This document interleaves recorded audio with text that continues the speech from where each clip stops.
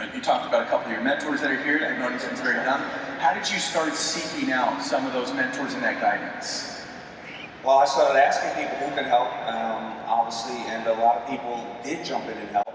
But even like, my boys over there, Mr. Case, he was really good in numbers, and he told me the fundamentals of customer service and business, but he knew the fundamentals of that, but he didn't know how to manufacture clothes. That wasn't his area of business. So now I had to go and find other mentors who knew how to manufacture clothes and things of that nature. So I had to just keep, and I still, even till today, go out and seek mentors. Yeah.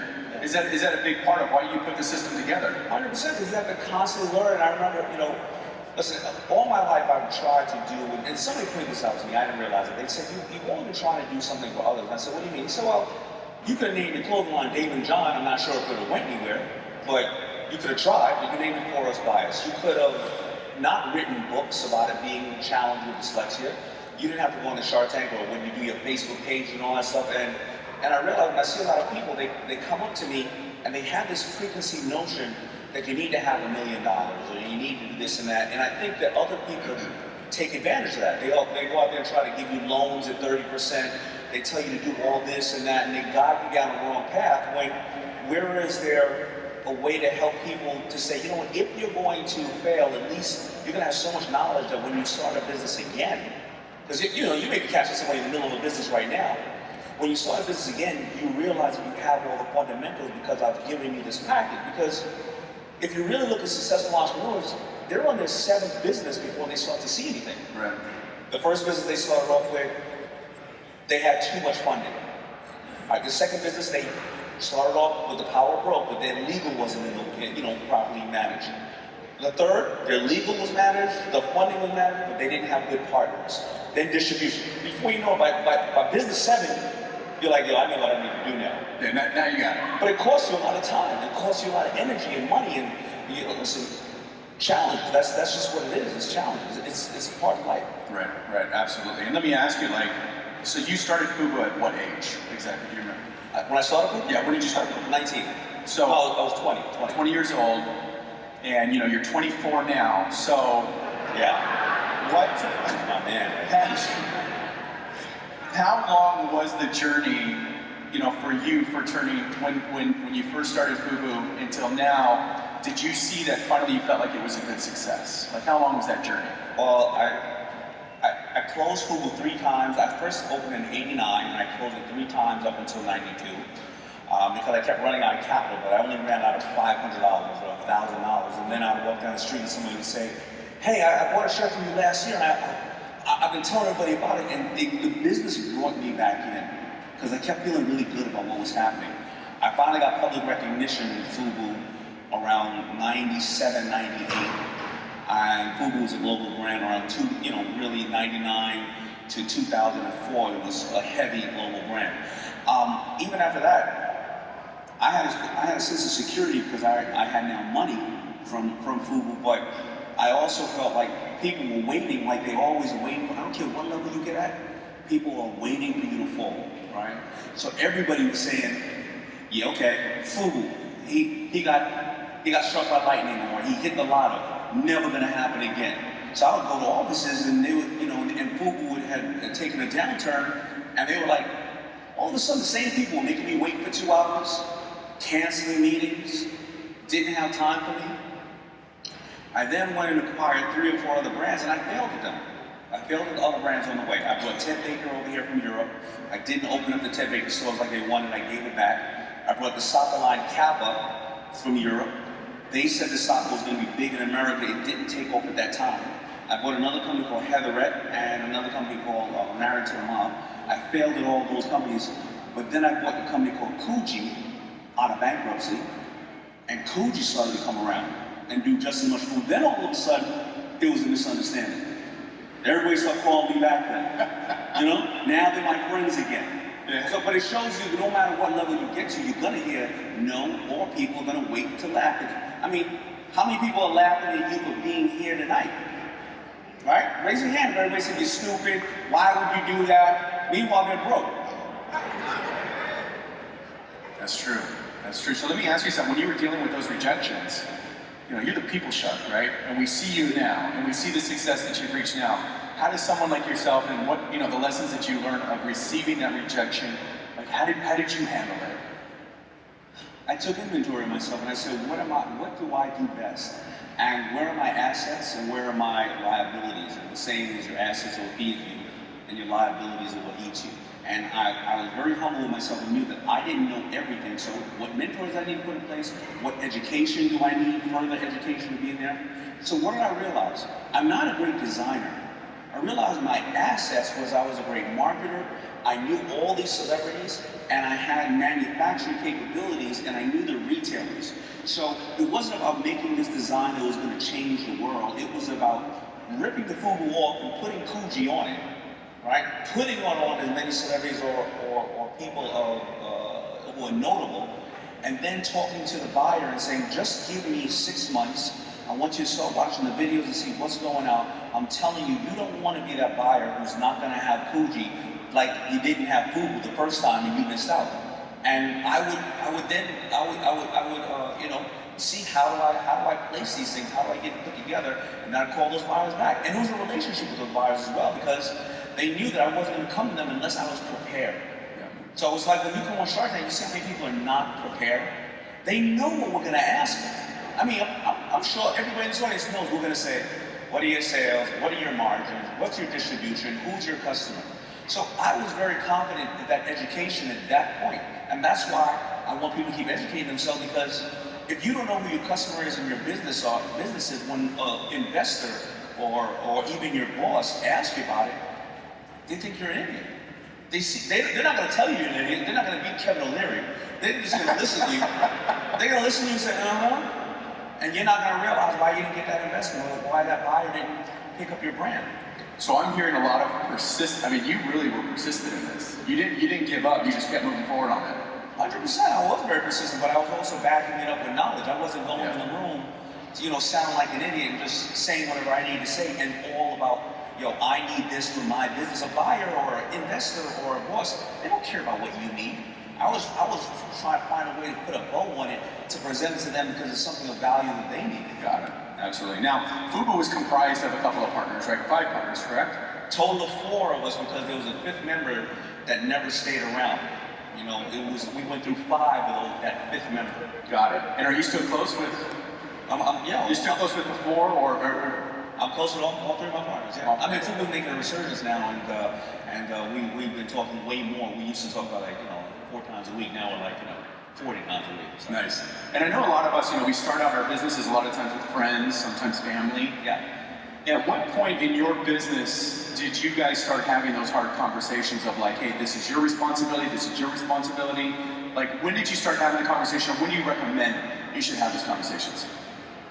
Well, day one, when they're saying that they want to be a part of it, because prior to day one, they kind of mess around and come with you to flea market or hang out with you when you're doing something and selling, and then when they really realize there may be something, you have to have that conversation, and especially if it's family, you have to say, well, what's your role? What's my role? I'm not going to give you a piece of this company. You got to earn into this company 2 months, 6 months, a year, whatever the case is. I'm giving you X amount. I'm not giving you, because listen, people's perception of what they feel they're worth can be totally different than yours. And you've got to have hard conversations in the beginning with friends and family and investors, because all you're doing is leaving yourself open for it to be a gray area down the road, and then maybe the business collapsed because some people thought they added more value, or some people did add more value. So it's usually, it's day one when we establish, all right, well, you're going to work on this, 10 hours a week for 6 months, and then that's going to give you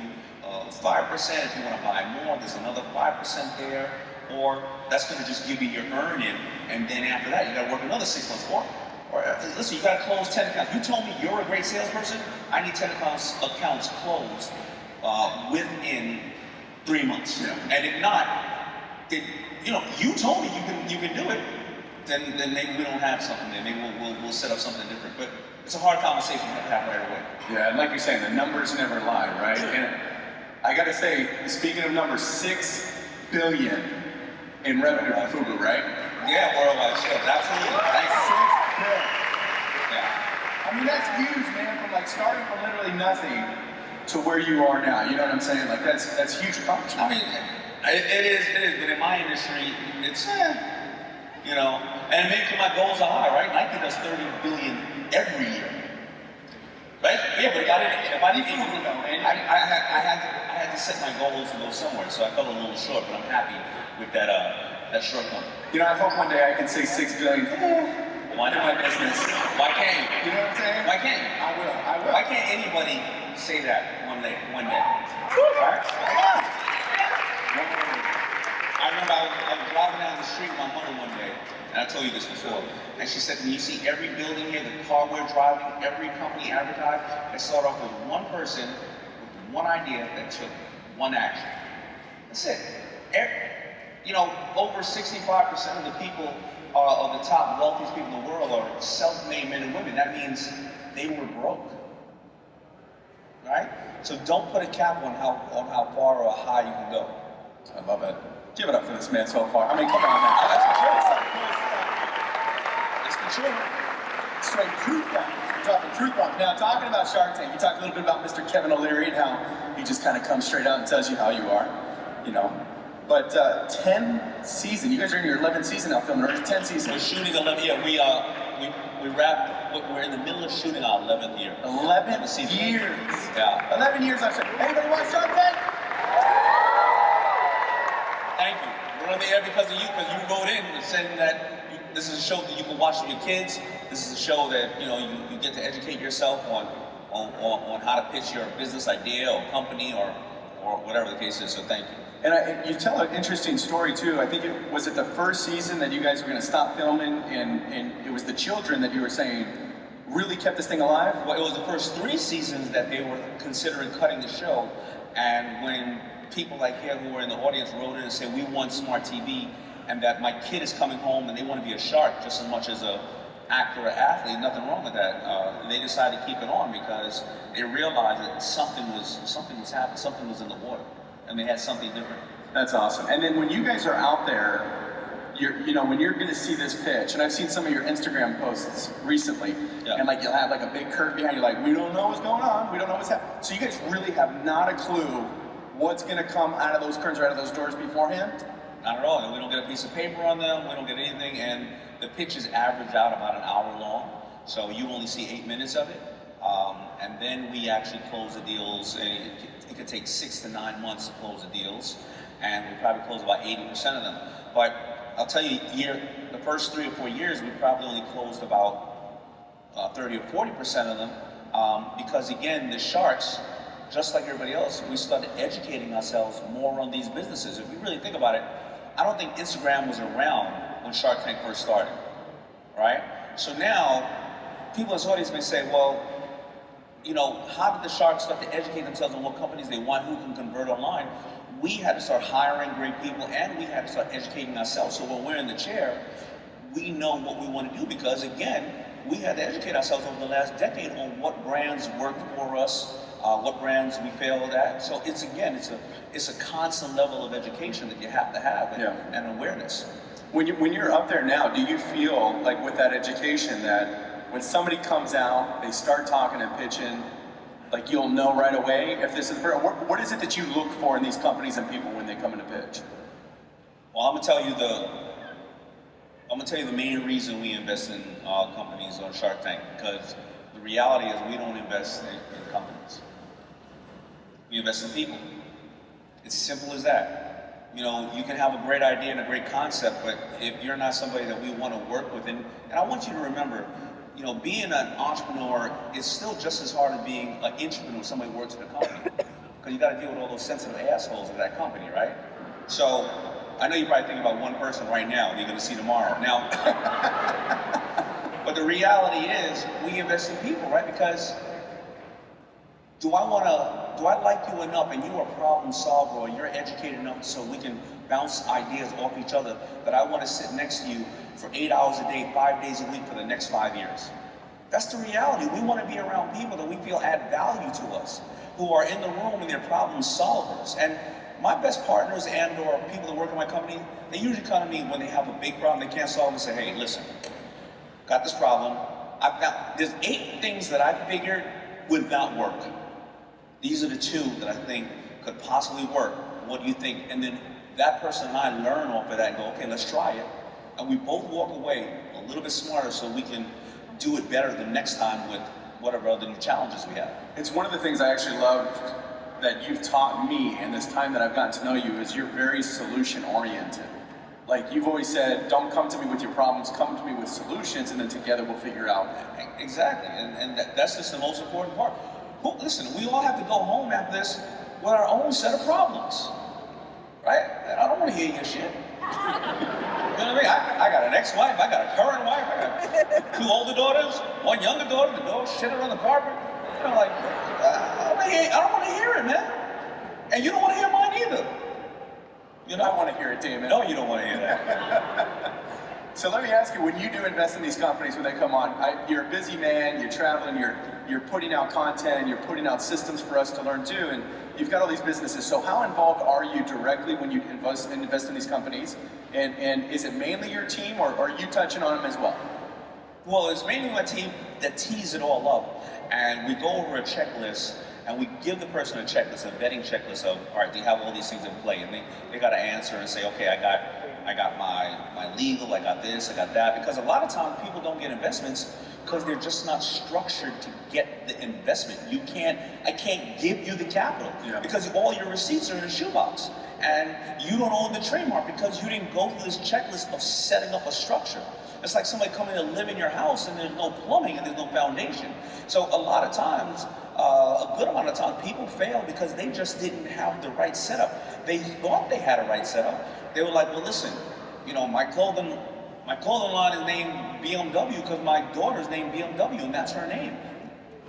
You can't do that. Because then my next kids are going to be called Microsoft and Apple. You can't do that. So, but what people just don't know, they end up spending $80,000 on patents when all they needed was a trademark because a patent that they had can't really be protected, but yet a $2,500 trademark like FUBU, you can't put FUBU on anything without me being able to defend that. But I've had 100 patents and I haven't been able to defend one of them because there's so many different claims in a patent, and you'll end up spending all your money on a patent when that money could have been on inventory, that money could have been on setting up your systems, that money could have been on marketing. So a lot of people just don't know, and that's why we can't invest in them because they're not set up the right way. Got it. So let me ask you this question now. Again, on Shark Tank, maybe a little bit more on the personal side. If you had to go into a business blind with any one of the sharks on that panel, who would it be and why? I would say Barbara, because she's just a genius when it comes to marketing. She's crazy, but she's a genius when it comes to marketing. She thinks of things out of nowhere. She'll come up with brilliant ideas. That's awesome. Or maybe Mark Cuban, because he'll pay for everything and I won't have to pay for it. You gotta know when to be a bottom feeder too, you know? Oh man, so let me ask you this now.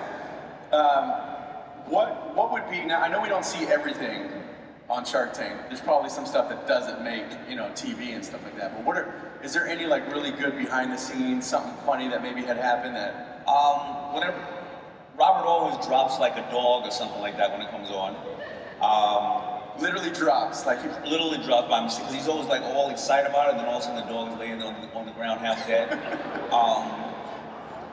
Barbara will literally say, I just don't like you. You look like you have gingivitis and bad breath. Let's step away from Shark Tank for a quick second. Now, talking about general business, now I know this story, but I have been asked here in this crowd, tonight, do I have to give up my day job? Like, I want to do this, I want to get started. And I like to give up my day job to get started as an entrepreneur, get started in real estate. And I like the story that you give about, working, full-time, living part-time. Do not give up your day job.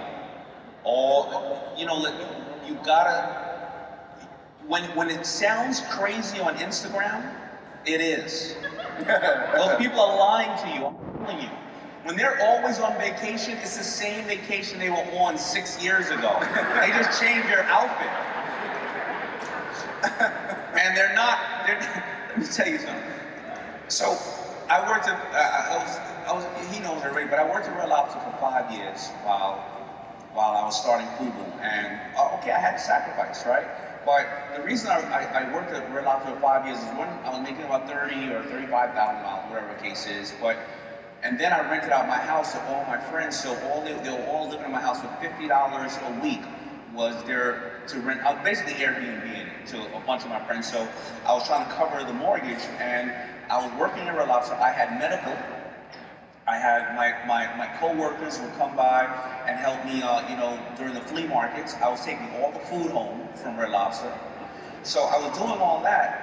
And then, because my schedule would be, I'd wake up at 6 in the morning, I'd answer all the calls. At that time, I had answer machines, and then I would sew some shirts, and then I would go deliver them to all the stores. By 10, I'd get home, I'd change. At 12, I'd get to Red Lobster. I'd work at Red Lobster until 10 o'clock at night, and then I'd sew hats and sew shirts until about 2 or 3, and I repeated all over again. And I did that literally 5 years straight.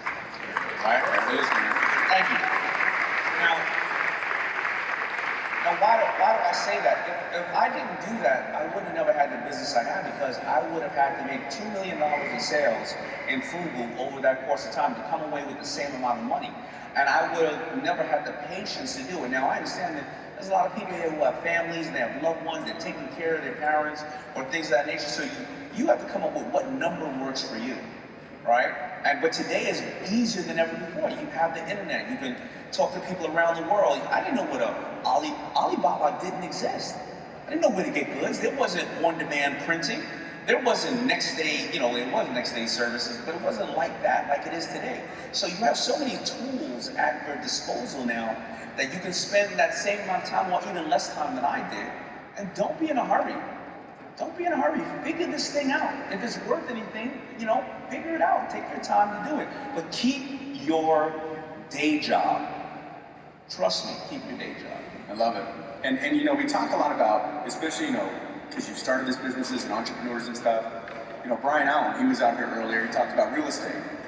And why do you think, like yourself and the Sharks and so many other really successful people get into real estate?